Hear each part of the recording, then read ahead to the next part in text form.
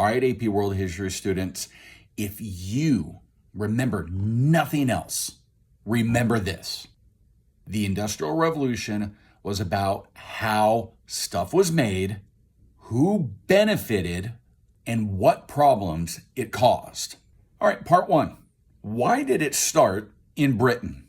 Geography, rivers and ports, political stability, capital, the agricultural revolution.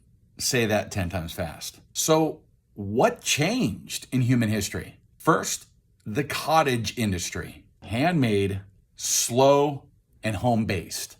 After was the factory system, machines, mass production, wage labor. Some important key inventions are the steam engine, the spinning jenny, and railroads. AP, keyword alert, mechanization plus mass production equals higher output. Urbanization, aka cities get messy. Overcrowded housing, pollution, no sanitation.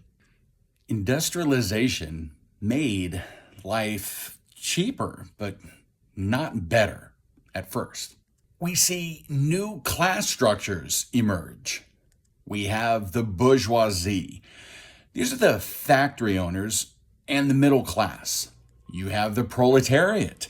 These are the factory workers. In the industrial working class, long hours and very little pay. And then you have child labor.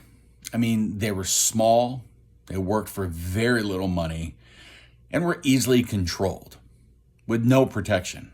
You have emerging economic systems like capitalism, private ownership, profit motive, and free markets. What's the response to all of that? Well, socialism and Marxism. Karl Marx says capitalism equals exploitation. You have the bourgeoisie versus the proletariat. All of this inspired communism. Society and people, they started to push back on the Industrial Revolution. Labor unions, strikes, finally, child labor laws.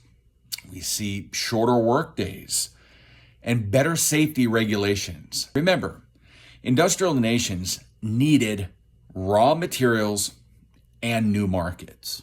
Industrialization, it didn't just stay in Europe, it reshaped the world as we know it today. Remember, let's write this down.